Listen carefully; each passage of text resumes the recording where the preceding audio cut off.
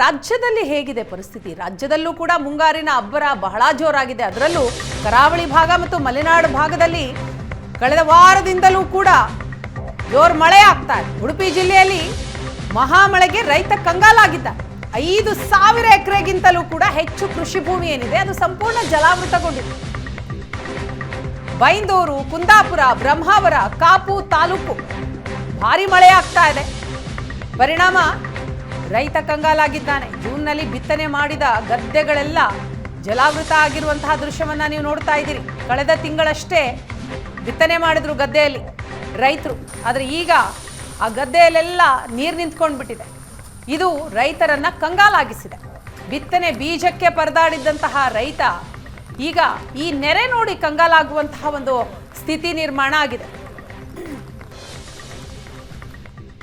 ಕರಾವಳಿಯಲ್ಲಿ ಮಳೆ ವ್ಯಾಪಕವಾಗಿದೆ. ಒಮ್ಮೆ ರೆಡ್ ಅಲರ್ಟ್ ಕೊಟ್ಟರೆ ಮತ್ತೊಮ್ಮೆ ಆರೆಂಜ್ ಅಲರ್ಟ್, ಈ ರೀತಿ ವಿಪರೀತವಾದ ಮಳೆಯ ಸೂಚನೆಯನ್ನು ಕೊಡಲಾಗ್ತಾ ಇದೆ. ಇದರ ನೇರ ಪರಿಣಾಮ ಆಗುವಂಥದ್ದು ಕೃಷಿ ಚಟುವಟಿಕೆಯ ಮೇಲೆ.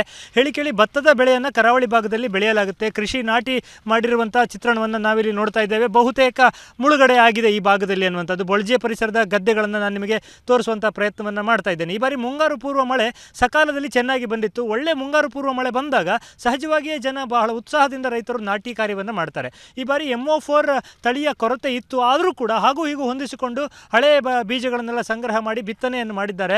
ಬಿತ್ತನೆ ಮಾಡಿರುವ ಬೆನ್ನಲ್ಲೇ ಮುಂಗಾರು ಮಳೆ ಬಂತು, ಆಗಲೂ ಕೂಡ ಚೆನ್ನಾಗಿಯೇ ಇತ್ತು. ಆದರೆ ಸತತವಾಗಿ ಮಳೆ ಬಂದರೆ ಬಹಳ ಸಮಸ್ಯೆ ಆಗುತ್ತೆ ಅನ್ನುವಂಥದ್ದು.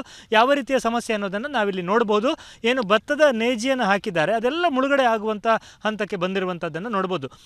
ಒಂದು ಸ್ವಲ್ಪ ಸಮಯದ ನಂತರ ಅಂದರೆ ಜುಲೈ ಮಧ್ಯಭಾಗದಲ್ಲಿ ಏನಾದರೂ ಮಳೆ ಬಂದದ್ದಿದ್ದರೆ ಸ್ವಲ್ಪ ಮಟ್ಟಿಗೆ ಅನುಕೂಲ ಆಗ್ತಾಯಿತ್ತು. ಯಾಕಂದರೆ ಒಮ್ಮೆ ಮಾಡಿದಂತಹ ಬಿತ್ತನೆಯ ಆ ನೇಜಿ ಅನ್ನುವಂಥದ್ದು ಭೂಮಿಯಲ್ಲಿ ಹೂತು ಗಟ್ಟಿಯಾದರೆ ಮತ್ತೆ ಬರುವಂಥ ಎಲ್ಲ ಮಳೆಗಳು ಕೂಡ ಒಳ್ಳೆಯದೇ. ಯಾಕಂದರೆ ನಂತರ ನೆರೆ ಬಂದರೂ ಕೂಡ ಅದು ಕೊಚ್ಚಿ ಹೋಗೋದಿಲ್ಲ. ಆದರೆ ಅದಕ್ಕೆ ಮುಂಚಿತವಾಗಿ ನೆರೆ ಬಂತು ಅಂತೇಳಿ ಆದರೆ ಈಗೇನು ಬರ್ತಾ ಇದೆ, ಕಳೆದ 3-4 ದಿನದಿಂದ ಮಳೆ ವಿರಾಮ ಕೊಟ್ಟಾಗೆಲ್ಲ ನೆರೆ ಏನು ಬರ್ತಾ ಇದೆ, ಇದರ ಗಂಭೀರ ಪರಿಣಾಮಗಳು ಕೃಷಿ ಚಟುವಟಿಕೆಯ ಮೇಲೆ ಆಗುತ್ತೆ, ಭತ್ತದ ಗದ್ದೆಗಳ ಮೇಲೆ ಆಗುತ್ತೆ. ಮಾಡಿರುವಂಥ ನಾಟಿ, ಅದರ ಮೇಲೆ ತುಂಬಿದಂತಹ ನೀರು ಮತ್ತು ಆದಂತಹ ಪೈರಿನ ನಾಶ, ಇದೆಲ್ಲವನ್ನೂ ಕೂಡ ನಾವಿಲ್ಲಿ ನೋಡಬಹುದಾಗಿದೆ. ಮಳೆ ಇದೇ ರೀತಿ ಮುಂದುವರಿಯುವಂಥ ಸೂಚನೆ ಇದೆ. ನಾಳೆಗೂ ಕೂಡ ರೆಡ್ ಅಲರ್ಟ್ ಇದೆ, ಆಮೇಲೆ ಆರೆಂಜ್ ಅಲರ್ಟ್ ಆಗಿ ಬದಲಾಗುವುದು ಆದರೂ ಆಗ್ಬೋದು, ಇಲ್ಲ ಅಂತಲ್ಲ. ಆದರೆ ನಿರಂತರವಾಗಿ ಮಳೆ ಬಂದಾಗ, ಅದರಲ್ಲೂ ಮುಖ್ಯವಾಗಿ ಆಗುಂಬೆ, ಹೆಬ್ರಿ, ಕಾರ್ಕಳ ಪರಿಸರದಲ್ಲಿ ಮಳೆ ಬಂದಂಥ ಸಂದರ್ಭದಲ್ಲಿ ಅಲ್ಲಿನ ನೀರು ಈ ಭಾಗಕ್ಕೆ, ಕರಾವಳಿ ಭಾಗಕ್ಕೆ ಸಮುದ್ರ ಸೇರುವ ಒಂದು ಸಂದರ್ಭದಲ್ಲಿ ಬರುವಂಥದ್ದು. ಆಗ ಇಲ್ಲಿನ ಹಳ್ಳ ಕೊಳ್ಳಗಳು ತುಂಬಿ ಹರಿಯುವಂಥ ಸಂದರ್ಭದಲ್ಲಿ ಹಳ್ಳ ಕೊಳ್ಳದ ಪಕ್ಕದಲ್ಲೇ ಚೆನ್ನಾಗಿ ನೀರಾವರಿಯ ವ್ಯವಸ್ಥೆ ಇದೆ ಅನ್ನುವ ಕಾರಣಕ್ಕೆ ಭತ್ತದ ಗದ್ದೆಗಳನ್ನು ಮಾಡಿರ್ತಾರೆ. ಸೊ ಅಂತಹ ಭತ್ತದ ಗದ್ದೆಗಳಲ್ಲಿ ಪೈರು ಮುಳುಗಡೆ ಆಗಿರುವಂಥ ದೃಶ್ಯವನ್ನು ನಾವಿಲ್ಲಿ ನೋಡ್ತಾ ಇದ್ದೇವೆ. ಬಹಳ ಮುಖ್ಯವಾಗಿ ಗಮನಿಸಬೇಕಾದ ಅಂಶ, ರೆಡ್ ಅಲರ್ಟ್ ಇರೋದ್ರಿಂದ ಮತ್ತು ಇನ್ನು ಮಳೆ ಪುನರ್ವಸು ನಕ್ಷತ್ರ ನಿನ್ನೆಯಿಂದ ಆರಂಭ ಆಗಿದೆ. ಪುನರ್ವಸು ನಕ್ಷತ್ರಕ್ಕೆ ಕರಾವಳಿ ಭಾಗದಲ್ಲಿ ಉತ್ತಮ ಮಳೆಯಾಗುತ್ತೆ ಪ್ರತಿ ವರ್ಷ ಕೂಡ. ಸೊ ಕಳೆದ ವರ್ಷ ಜುಲೈ ಮಧ್ಯಭಾಗದಲ್ಲಿ ಮಳೆಯಾಗಿತ್ತು, ಆದರೆ ಈ ಬಾರಿ ಜುಲೈ ಮೊದಲ ವಾರದಿಂದಲೇ ಮಳೆ ಆಗ್ತಾ ಇರುವಂಥದ್ದು. ಸ್ವಲ್ಪ ವಿರಾಮ ಕೊಟ್ಟರೆ ಸ್ವಲ್ಪ ಮಟ್ಟಿಗೆ ಚೇತರಿಸ್ಕೊಳ್ಬೋದು ಕೃಷಿ ಚಟುವಟಿಕೆ. ಆದರೆ ವಿರಾಮ ಇಲ್ಲ ಅಂದರೆ ಕೃಷಿ ಅನ್ನೋದು ಸಂಪೂರ್ಣ ನಷ್ಟ ಆಗುವ ಎಲ್ಲ ಸಾಧ್ಯತೆಗಳಿವೆ.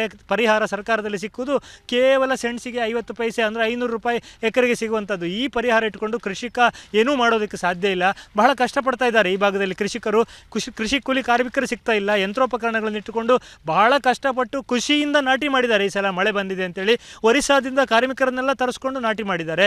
ಆದರೆ ಈ ರೀತಿಯ ಮಳೆ ಇನ್ನೂ 2-3 ದಿನಗಳ ಕಾಲ ಮುಂದುವರೆದರೆ ಈ ಬಾರಿ ಎಕರೆಗಟ್ಟಲೆ 36,000 ಹೆಕ್ಟೇರ್ ಉದ್ದೇಶಿತ ಗುರಿ ಕೃಷಿ ಮಾಡುವಂಥದ್ದು, ಭತ್ತದ ಕೃಷಿ ಮಾಡುವಂಥದ್ದು, ಸಾಕಷ್ಟು ನಷ್ಟ ಆಗುವಂಥ ಸಾಧ್ಯತೆ ಇದೆ. ಸೊ ಇದರ ಬಗ್ಗೆ ಜಿಲ್ಲಾಡಳಿತ ಗಮನ ಇರಿಸಬೇಕು. ಮುಂದಿನ ದಿನಗಳಲ್ಲಿ ರೈತರಿಗೆ ನೆರವಾಗಬೇಕಾಗುತ್ತೆ. ಉಡುಪಿಯಿಂದ ಕ್ಯಾಮ್ರಾಮನ್ ಹರೀಶ್ ಜೊತೆಗೆ ಶಶಿಧರ್ ಮಾಸ್ತಿಬೈಲು, ಏಷ್ಯಾನೆಟ್ ಸುವರ್ಣ ನ್ಯೂಸ್.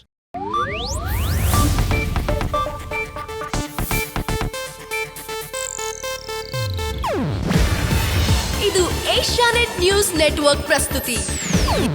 ನೀವು ನೋಡ್ತಿದ್ದೀರಾ ಏಷ್ಯಾನೆಟ್ ಸುವರ್ಣ ನ್ಯೂಸ್.